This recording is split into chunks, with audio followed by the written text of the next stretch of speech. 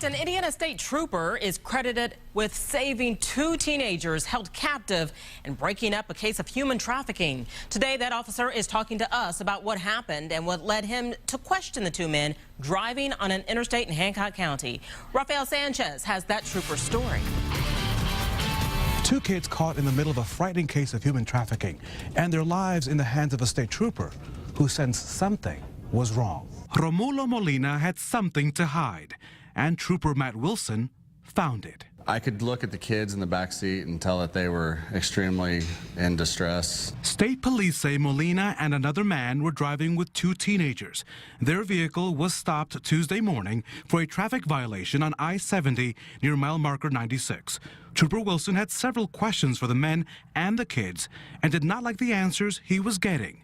Wilson could tell things were not adding up. One of the occupants said it was the driver's kids, and the driver said it was not his kids. It was some kids of a friend that he had known.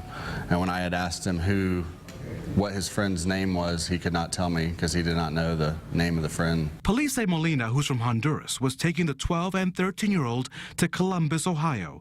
The teens were apparently going to pay off a debt that their family owed to unknown people in Mexico.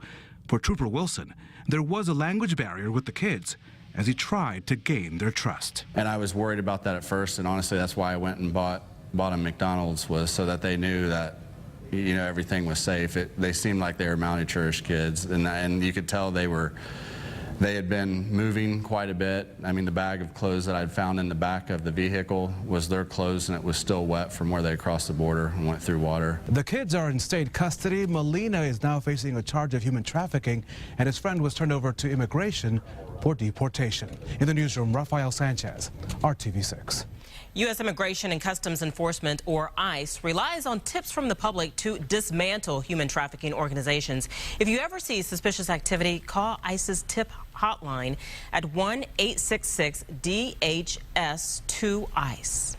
Just this year alone, there have been at least 3 cases in Indiana with ties involving human trafficking. In January, a man in Florida was accused of holding 5 people from Indiana captive at his home and forcing them into prostitution. And in February, a Greenwood mother and son were accused of holding a woman from India against her will for an alleged arranged marriage.